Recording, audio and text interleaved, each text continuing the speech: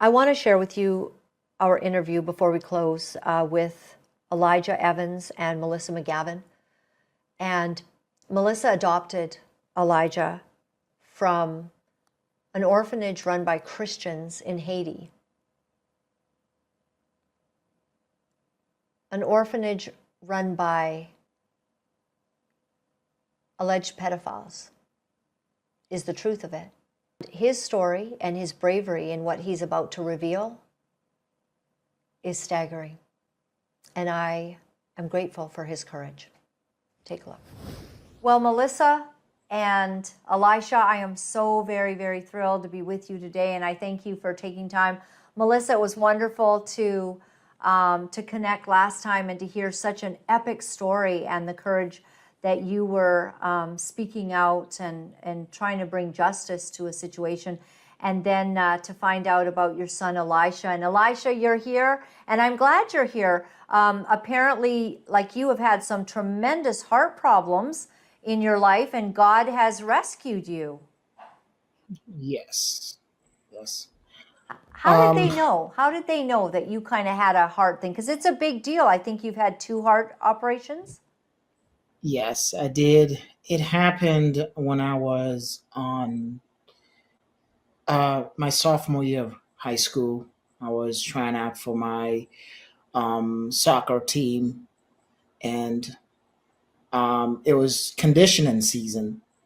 And I was just doing what everybody else was doing, running, trying to keep pace with everybody else. And for whatever reason, this particular time, I couldn't catch my breath, which was very odd for me because I'd done this multiple times before. So it kind of it forced me to stop because I was really having a hard time struggling to breathe. So my coach asked me to sit out when I told him what was going on, and I sat out the rest of the rest of the training.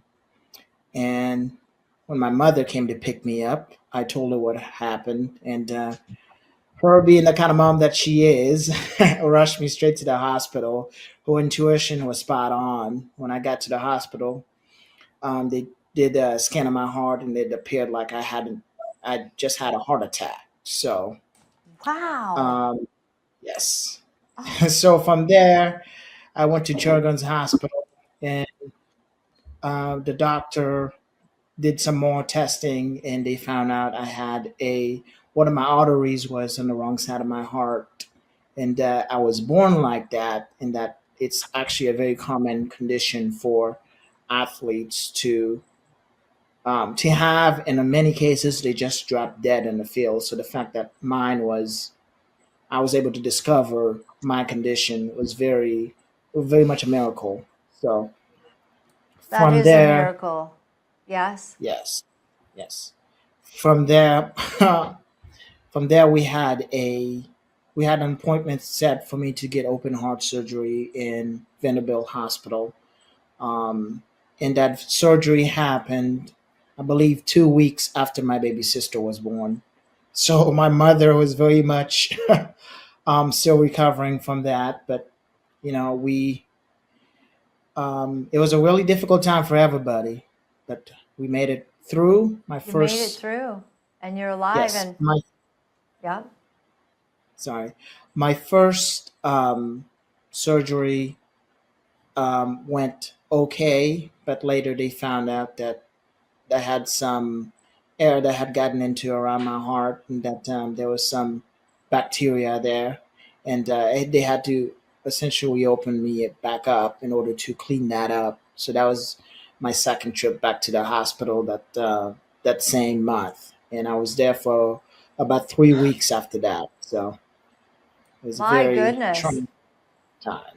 Yes, a Yes. traumatic time. And when your mom was sort of telling me about this, this was Melissa. This was also for you, like every mother is kind of just in angst if her child is not doing well, and so this was also very stressful for you. Very. Yeah, it Yeah, was terrifying. yeah. Um, it's interesting. So, Elisha, when you think about your life, if not for the Haiti earthquake, Do you remember that earthquake? And can you tell me what that was like experiencing that in Haiti? Yes. So that earthquake happened. I do remember it. I was actually sitting on the bench doing some schoolwork. It was the first time I'd ever felt the ground shook. I was not aware what it was. To me, it was just a little rumble at the time, but and it happened again at night, and I was kind of scared because while I was sleeping, there was a very big object above me, and I was scared it was going to drop down and I would be killed in that situation. So I was kind of fearful for my life. The second time I did feel the earthquake. Okay, so it was But like a sort of later, an aftershock again that happened. yes. So Yeah. later, I learned that just the destruction that it happened, and I actually learned what an earthquake was because at the time I did not know what an earthquake was, and I realized that little rumble that I felt was very much devastating for a lot of other people.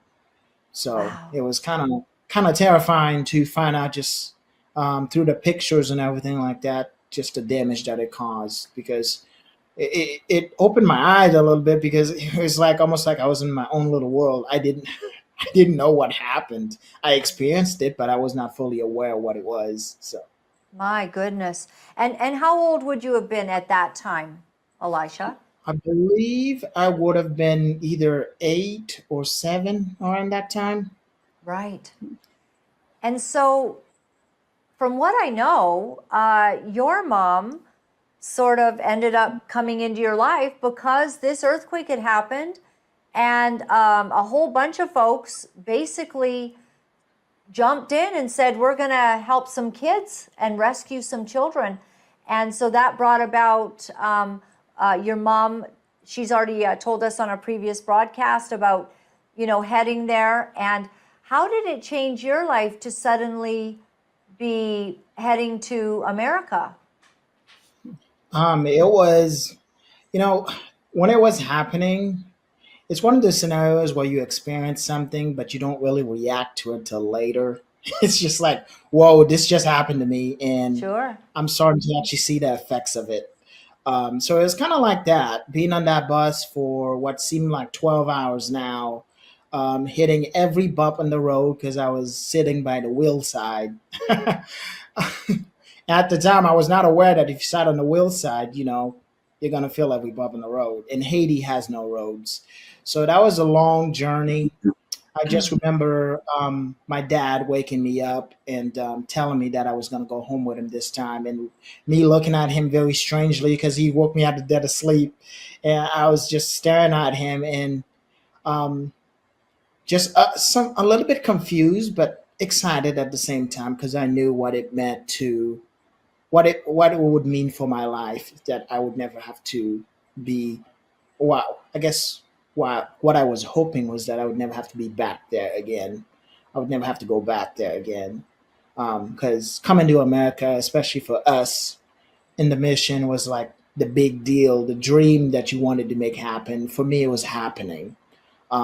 So being on that bus and getting off at the airport and having to sleep on the airport floor in Port-au-Prince for, I believe, was about a week was very um, very scary, mainly because of the damage. I could see the damage that was done to Port-au-Prince as I was coming in, and I could see people out in tents and just people crying, children's everywhere, adults scared, and people very panicked. So it was a little bit frustrating, not frustrating, but a little scary Scary. You're because scary and a seeing, little bit confused yes, your whole life was because about to change. yes, my whole life was about to change, and it was happening all of a sudden too. It wasn't like we were slowly weaving into it. It was just like all of a sudden, drop everything, you're coming to America.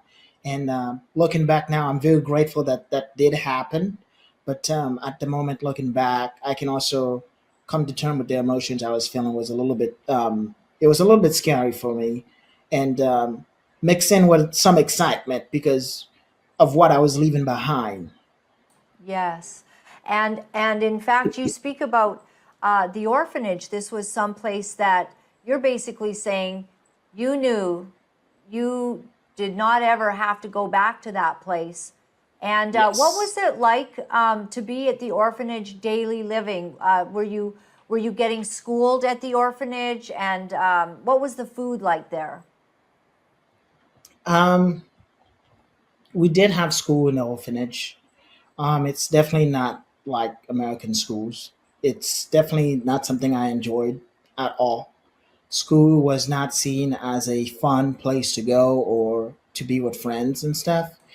It was more, I saw it more as a disciplinary thing, in that I had to go and that I had to do well. And if I didn't do well, I would be beaten. That was pretty much what it came down to. And looking back and knowing what I know now, how school is supposed to be, it's it's sad looking back, because I never enjoyed school when I was in Haiti, and that is the complete opposite of being here and experiencing school over here. Is that I've put a lot of effort, putting a lot of my time towards school. I've enjoyed it. I like learning new things, but in Haiti, I did not enjoy it. As far as like the food in the mission, in the just life there, or well, more specifically the food, I would say it's probably your typical Haitian food. Um, you eat rice and bread and peanut butter go with it, water. So and that is, I'm grateful for that, because I know now that's more than what most people got. So In Haiti, it's right? something to be, yeah, it's something to be thankful for that I did have that, because there are a lot of families that did not have the little that I did get. That's so looking back. But Yeah, life in the mission interesting. was not very. It was not. It was not good for me. I never felt safe. I never felt I could trust anyone. It was very much like survival mode, like you're on your own. No one's got any good intention in regards to you. So like, it really felt like I was in it by myself, and so did everybody else, from what I gathered. Looking back, yeah, everybody was. The goal was to get adapted in hopes that your life would be better. So it was not a safe. I never felt safe there. Right. And, it's interesting because when you think about in your mind, like, okay, missionaries who go somewhere to be in an orphanage, you would think about these being, you would surmise that they were very kind, loving people who would really cherish the children, you being one of them. You would hope that people would have generous, kind, beautiful hearts and would be there to make you feel safe, but that was none of your experience. Oh no, it was a complete opposite. It was like walking on eggshell all the time, and that was your life. It's like you're on an eggshell. At any moment, you could do something wrong, you can get beaten for it. So, um, it was never. I never felt like I could trust any of the adults. I wholeheartedly felt that looking back, what and coming and understanding my emotions now more than I did back then, is that I felt scared 24/7, and that there was no one I could depend on, and that I couldn't trust them to take care of me when I was sick. And and there were times when I did get sick, and I had very bad ear infection. That's one of the things I've struggled with my entire life, is my ear infection. There'll be times where I'd get really bad ear infections looking back, and I would just sit there and cry, because hoping that they would go away, because there was no remedy for it. Well, that's very painful. I've actually had ear infections in the high north, in Tuktoyaktuk, and it was very painful from what I remember getting an ear infection. Very painful, Well, like It a is and bad very. toothache. and I knew about him getting an ear infection Yeah. once or twice, and we sent in money for him to go be seen by a doctor. And as I understand, that never happened. horrible orphanage then, Melissa. You can hear that this was not the experience, that he was hoping for. Tell me, Elisha, about the beatings. This is not good. You're so afraid you're going to do something that you're getting beaten. Like, what kinds of things would set people off, and who would do these beatings? Who would do this? Um, a number of people actually. Uh, there were older boys there. If you upset them, you get beat by them, and they could do it at any time, any moment. So there was that sort of bullying fear. There were kind of like two group of boys at the mission. There was like the older boys, and there were the younger kids, teenagers under 14, so to speak. And obviously, I fell into that category. So the older boys kind of did whatever they want, and if you were to anger them in any shape or form, they would beat you with a stick um, or whatever they found that was closest to them, a belt. But there was also Vance was the missionary, as I understand now, who was responsible for us. Um, he anytime we got in trouble, whether it was simply us not listening, typical kid behavior that a parent would deal with here, or say we took something because we were hungry, or we even had a fight with each other. There was um, we would get beat. I say beat because you would actually use like a big stick to do it. I mean, there's spanking a child, and then there's beating them.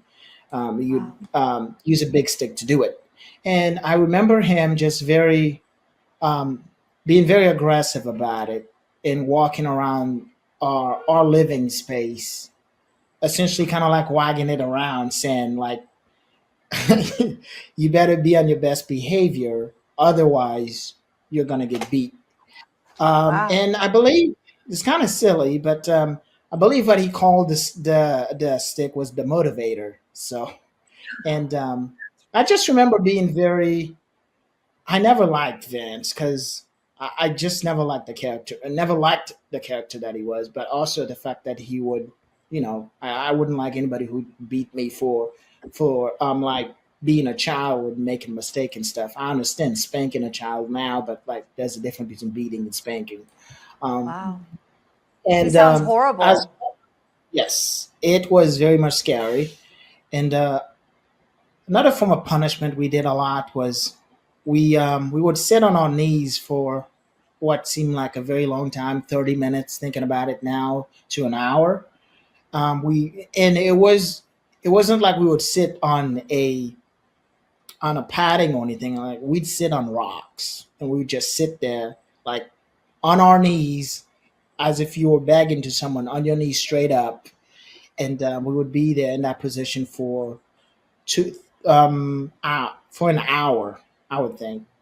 Just looking back at it, it was definitely long enough to where your knees became numb and you couldn't feel them anymore. That's That why, is just cruel and nasty and mean. yes. Unbelievable. I mean, it's bad enough that your life all obviously had already had some real tragedy, and I don't know your story, but you were in an orphanage, and this is the only place where where you would maybe feel safe, feel loved for the person that you are. And what an incredible person you are, Elisha. And I'm so sorry that this kind of fear was put on you at such a young age. Do you feel like you're able to process it now? And does it have any long lasting ramifications, this anger that was coming towards you? Um, I think it has definitely had some ramification with me in my life, especially how coming home, how I reacted with adults. I did not trust adults. I know my parents adopted me, but I did not trust them for a very long time. I felt I was expendable and that I could be replaced at any time. So there was that insecurity, and it took me a long time. It wasn't like 1 year or two that I grew to trust them. It took me a long time to trust my parents and to feel safe knowing that they were wholeheartedly had the best intentions in regards to me. So that is something that has kind of that I dealt with growing up, and it resulted in some behavioral stuff in regards to me and my parents, because I felt, looking back, I felt like I needed to protect myself, um, so that's one of the ways it's impacted me, and it's also impacted me with my trust with other people too. Like it takes me a while to get close to people. It's shifted. It's really impacted my relationship building, because I am not the type of person to just openly engage with people, um, without first putting up boundaries in place and whatnot. And I've been in therapy, and therapy has really helped me to do that. It's one of the reasons I'm even able to do this, will be able to share like this, because before that, I would not be willing to do this. Wow. Melissa, you're sure doing great now, and I just pray that God continues to heal your heart, Elisha, and brings great people into your path so that you can trust. And I'm sure you'll always recognize who you can't trust, but now that you would have that added knowing of people that are wonderful and who you can be safe with. But Melissa, would you say you recognize what Elisha's talking about, that when he came into your home, there was, it seemed like maybe it was hard for him to truly trust you and your husband at that time? Oh, yes. Excuse me. When Elijah came home, we had a lot of difficulties. He was very challenging. I didn't know if it was a culture thing or something, but he was very disrespectful to me and just women in general. And there was just a sense that I could not win him over, no matter how hard I tried. And when it came time to discipline him, we were told by Keith to discipline them in the way that they were familiar with, which was spanking them with an object, a belt or whatever. And it just didn't sit right with me. But we did spank the kids, and we didn't And that see to a him major. might have been like a whole different understanding of all of that, eh? Like when you think Yeah, about that, yeah, yeah. because I think what it did, looking back, is kind of reinforced my fear of, like, I can't trust them. They're no different. They're no different than the people in the mission.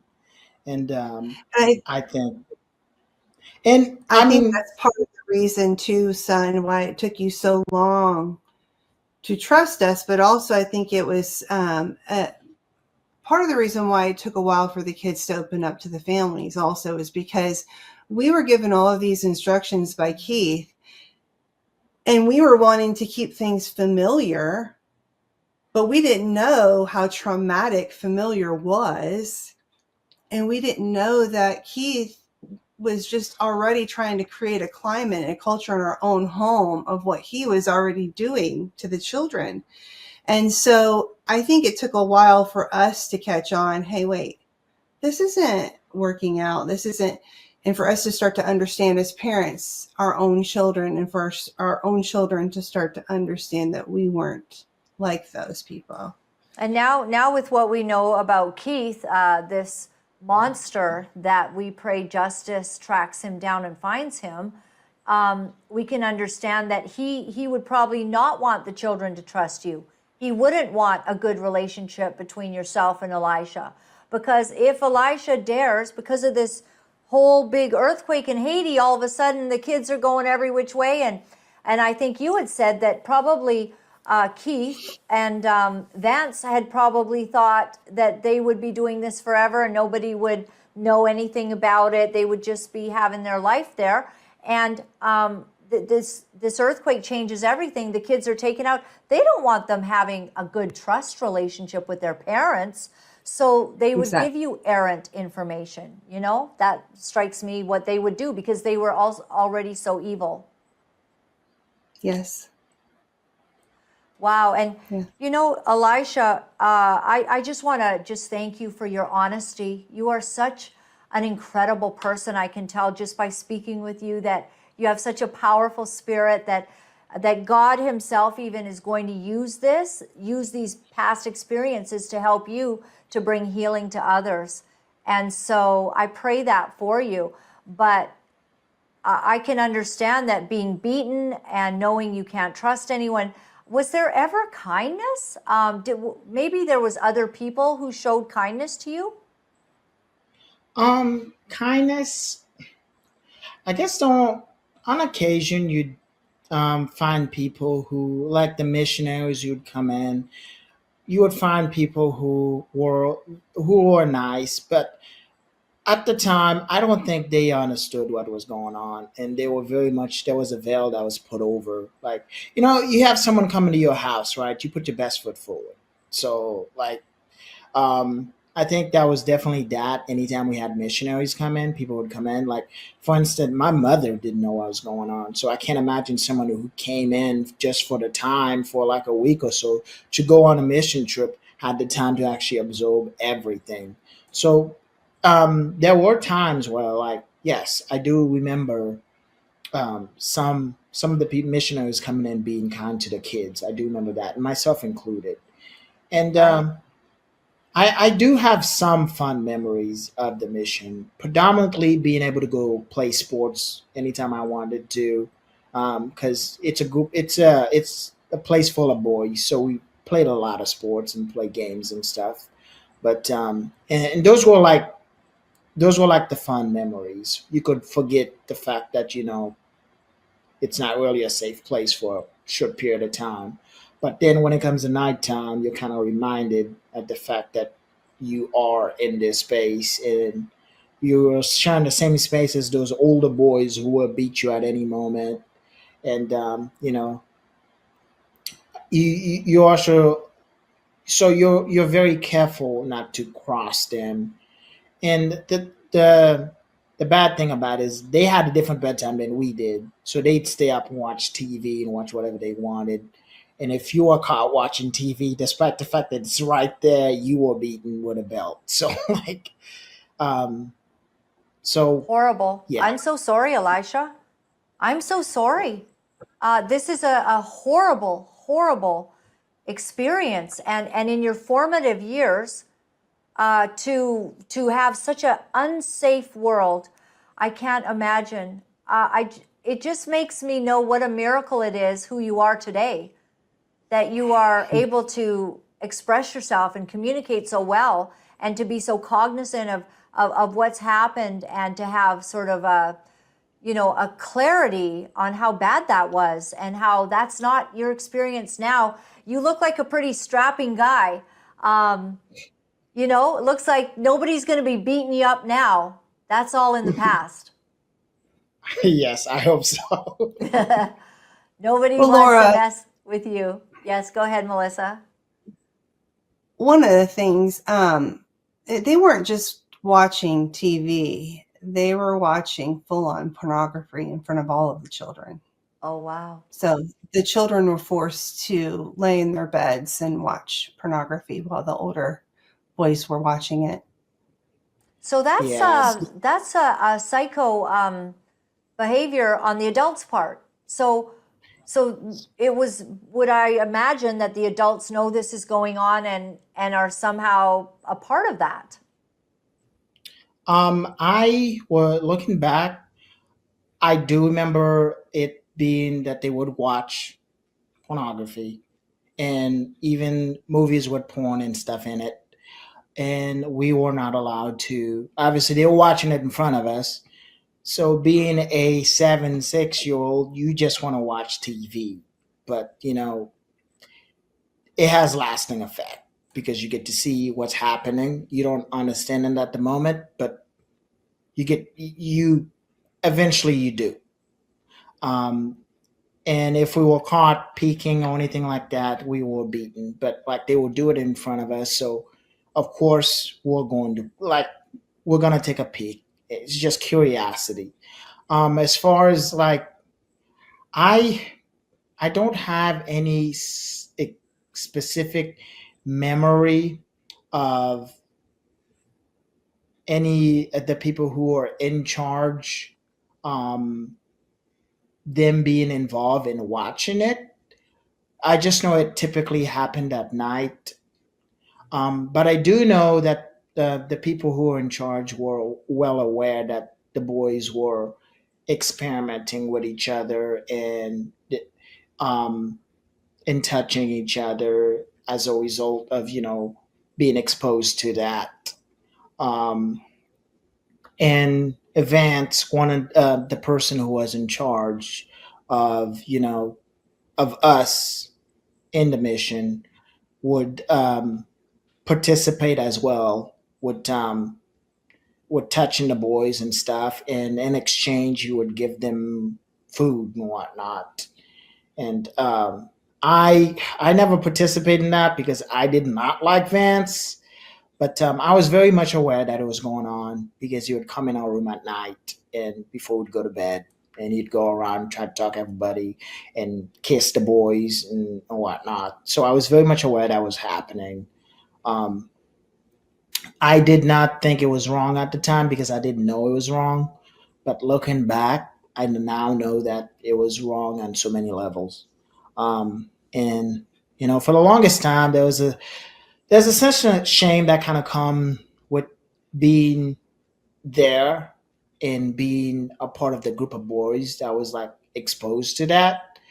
But I think I've kind of gotten to the point where I can allow myself to acknowledge that it happened, but also not let it continue um, to hurt me and Yes, not and hide that it. it wouldn't And not define you. hide it.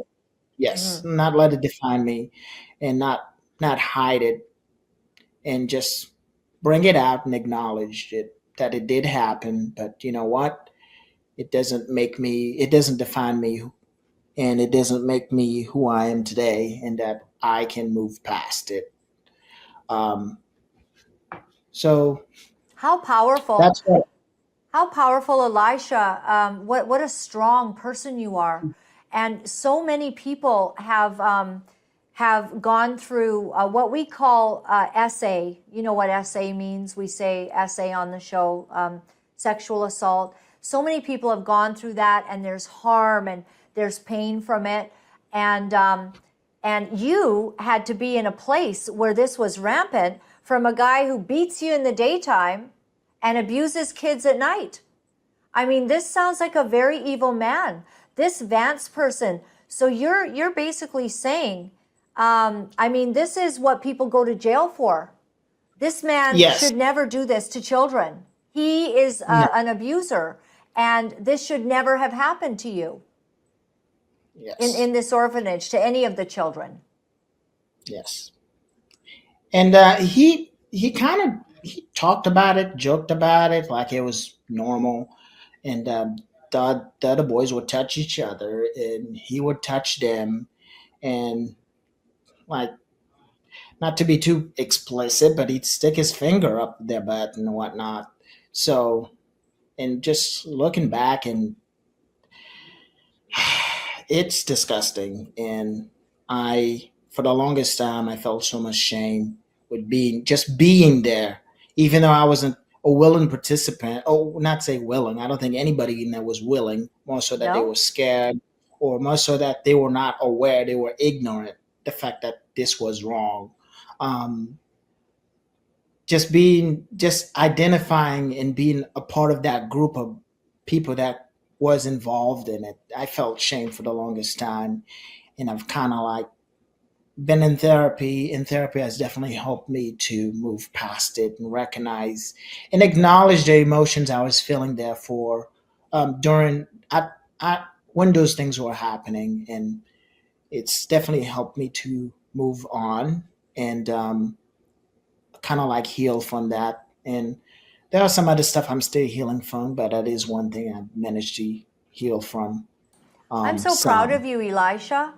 I'm so proud of you that you are strong enough to do what a lot of people who've had sort of similar, like, some sort of really shameful thing happen to them where it could maybe destroy your destiny or destroy who you are. You've chosen not to let that define you, as you say, and you've chosen to be strong enough to talk about it and to talk about how wrong and evil it was on the perpetrator's part. I mean, this man, it's pure evil. You go to jail for stuff like this, you know?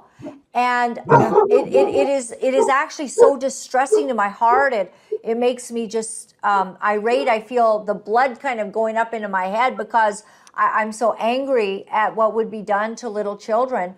And how do you feel about this perpetrator running around with no justice being done now that you know how evil it is? Now that you know that this should never happen to children. What do you I think? I feel that I have I feel that one of the reason I'm doing this is that I feel that I need to speak out. That way, it doesn't do happen to somebody else. I don't think that they need to be put in charge of any missionary or anything like that. I think that they need to be held accountable for what they did and what was happening. They can deny it all as much as they want, but it did happen, and the sexual abuse was very apparent. There, looking back, I find it hard to believe that's like the adults, like even people who came in didn't notice it. Um, I think they need to be held accountable, and I feel that I have a role to play in that. And my role is to share, and that way nobody else is impacted as a result. Good for you. I mean, there needs to become coming an accountability to Haitian orphanages. I think that Oprah at one point, she was, getting these orphanages, and then they were all struck with this kind of heinous acts towards children. And you're right. Your voice is powerful. You matter, Elisha, and it makes a huge difference when you'll speak. Tell the truth so that we can understand and that justice can be brought to these evil, evil men.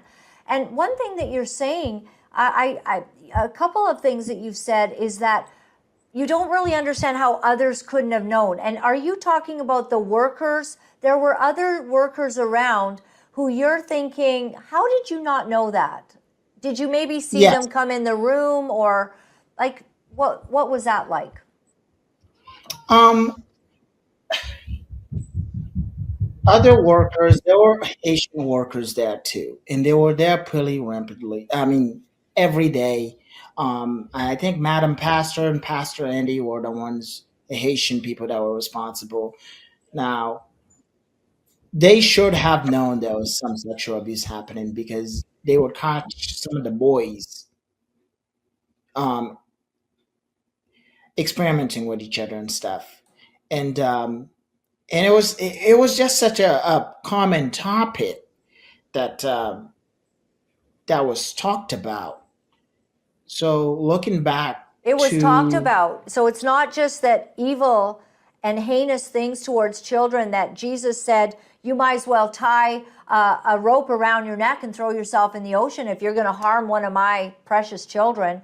And it was normal. It was normalized. wow. So like it was normalized. The boys would talk about it. Vance would talk about it. It was very normalized, and we were not communicated to that it was wrong to for a man and for a boy to be touching each other like that, or even I guess I know why Vance didn't say anything about it because he was touching the boys and the boys were touching him and he was kissing them.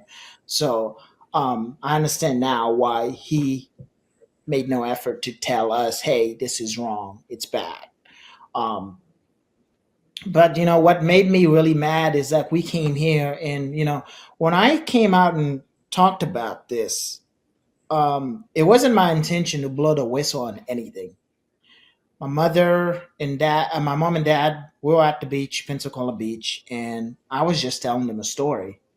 So, and my mom started freaking out. So, and I was like, "What are you freaking out about?" So that kind of gives you an idea of just how ignorant and how blind I was to what had happened to me. Because I did not know it was wrong. I was telling a story. I was not trying to blow the whistle on anything. And then she started asking more specific questions. And I was like, and I was not ready to share that with her because I was ashamed. So it's really funny thinking, looking back, that I did not know what happened to me was wrong, but I didn't feel comfortable sharing it. So looking back, there was some sort of shame that I was unaware of there as well. That So is interesting. That there yes, was some sort of Holy Spirit God part of you that knew this was wrong, and yet the adults, the authority figures in your life are it had making been this seem like it's normalized. normal. It's pure Yeah, evil, it isn't had it? Yeah, it had been normalized so much so that, I was just telling another story. I was just, for me, it was just another story. And I definitely was not trying to blow the whistle. And then, everybody else started speaking and talking, and you have incidences of other kids who were adopted acting out as well and experimenting with each other in the homes that they were brought in. So, in and everything just kind of exploded from there. And I was like, that was not my intention at all. I was just telling a story. And to think that, knowing how incidences like that are handled in America, to think that just the fact that it happened in Haiti, that this whole thing just kind of got swept under the rug, is very, very frustrating. It makes me very angry I want to, because yeah, yes, go ahead, because Because had it happened anywhere, had it happened here, there would be no doubt about it. They would be in prison big time. absolutely. Absolutely. And this is the man that you're looking at on the screen that in the yellow hat, I believe. Can you identify that as Vance? Yeah, it looks like Vance. I can tell with the chin, the nose, and everything. Yep. And we have another picture as well. And I want to ask you if this is the man we're talking about. And the reason this is so important is I want to see this man in prison.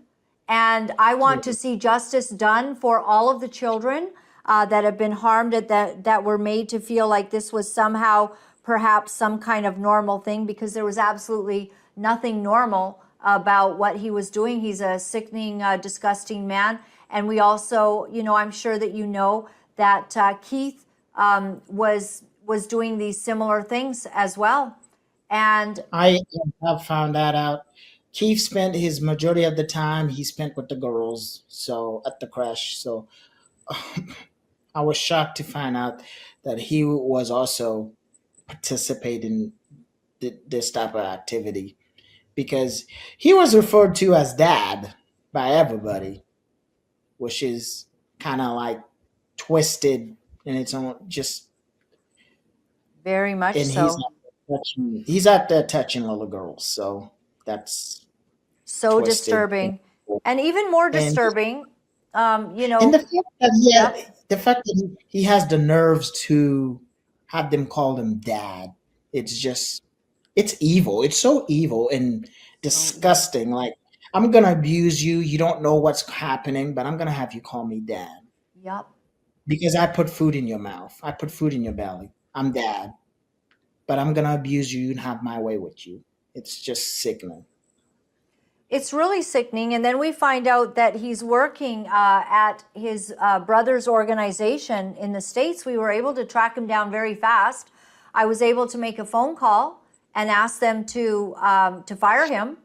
And we are finding that the authorities are very interested in this case. Would you be interested in presenting any information you have before any police officers or ICE, FBI in the United States, in order to bring justice for yourself and many that have been under this horrible abuse?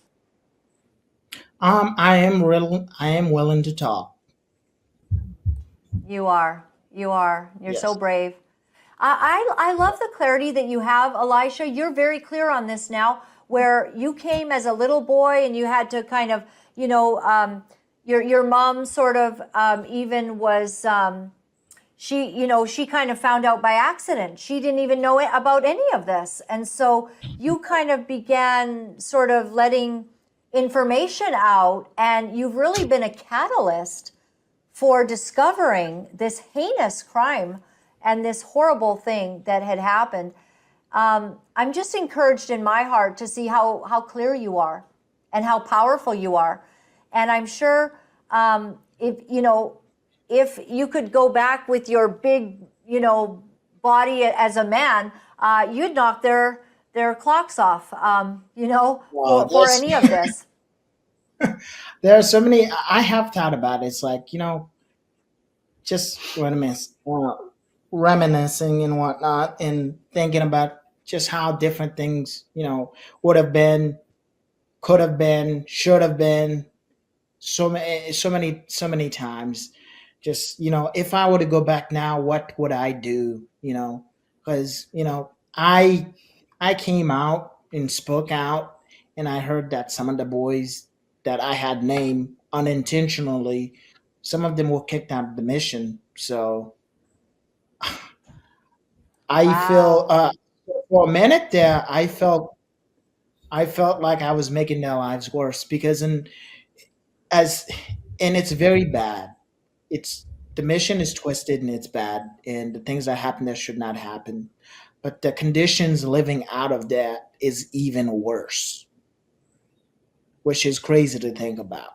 It's even worse. Having to be on your own, having to feed yourself. It's very much survival mode. It's survival mode in the mission, and it's survival mode in Haiti in general. The only difference is when I was in the mission, I knew I would at least have a little bit of food in my belly. That was the comfort. Wow. So whenever they kicking those boys out, I felt, part of me wanted to stop, because I didn't want to make their lives worse. I didn't want them to think that I was making their life worse by being here. Right. 'Cause I knew what it meant to them to get adopted. Mm. Like, getting adopted was everything. Coming to America was everything. That's everything. That's all we hoped for. Wow. It was like a dream coming true, getting adopted. And that's kind of the way it was presented to us.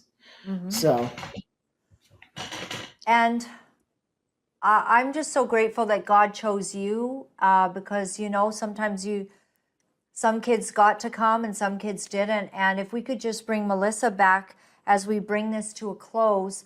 Melissa, you changed everything for this young man. It was such a rescue.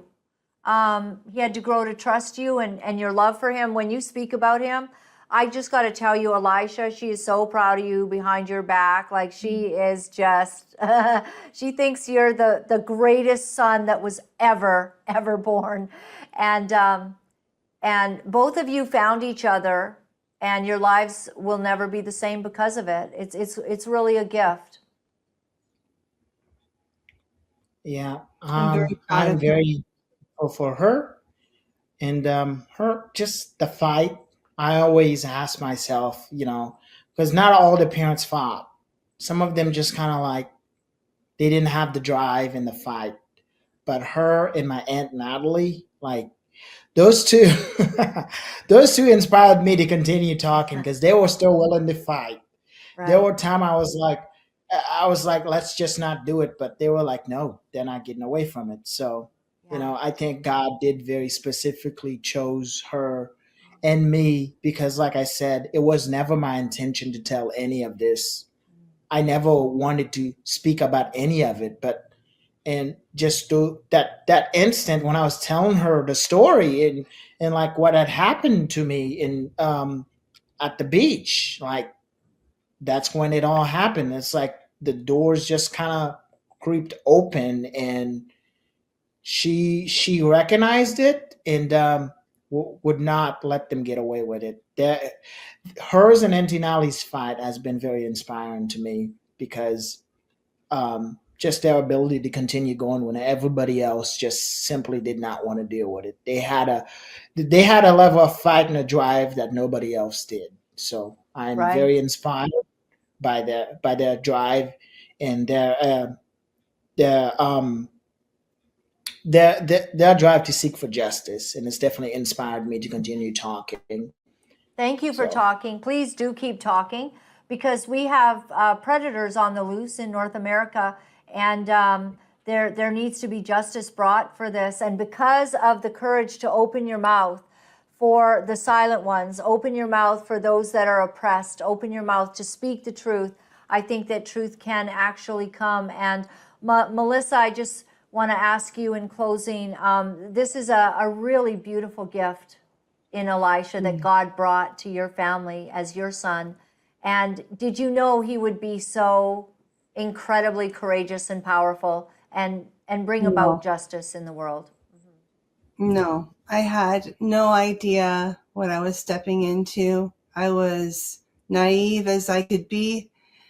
And I so many times have asked God, why did he allow me to be blessed with such an amazing young man, to be able to be his mother and not just know him, but be able to parent him. He's just an incredible young man. And I feel so, so blessed to call him mine. It's beautiful. And I can see why she likes you, Elisha. I really can. I love your spirit. I love your kind way. I love that you haven't become like those nasty people in beating and, being mean and losing your soul. That has not happened to you. God has rescued you so that you could rescue others. And I'm so proud of you, just like your mom. Probably she'll beat me in being more proud than me, but I'm proud of you too. And in fact, everyone listening to this will be very proud of you. And we don't want you to stop speaking. In fact, there should be an inquiry. There should be something that comes from this. And there needs to be justice brought to Keith and Vance. And we're actually on your side, Elisha. And we're not going to let we're not going to let your courage and your strength go to waste. We're going to take that and help it along and pray that God is going to open doors for justice for you. And I pray the best life for you, Elisha. I pray you find a wonderful wife.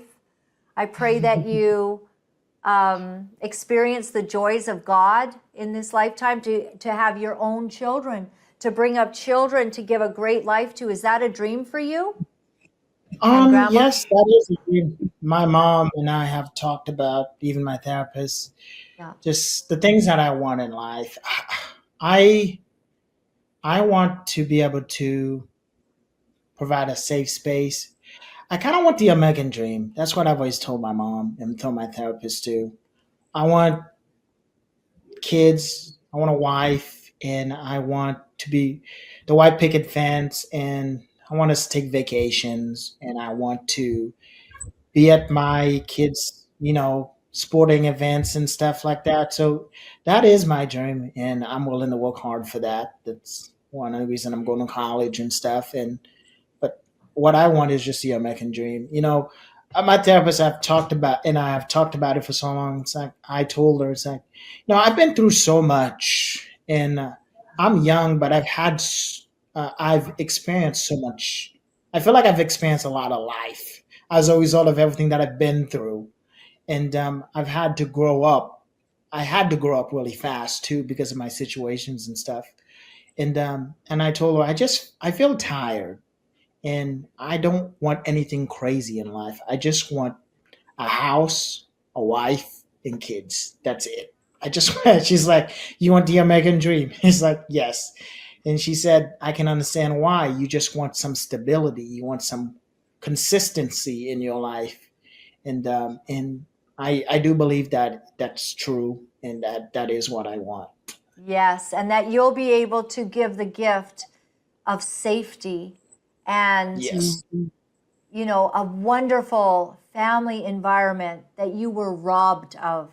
You will be able to see the restorer of the Yes. brethren to bring that back to your life. And I know God is with you. I see him in the way that you conduct yourself and in your speech. I feel the Holy Spirit's presence, that God is with you.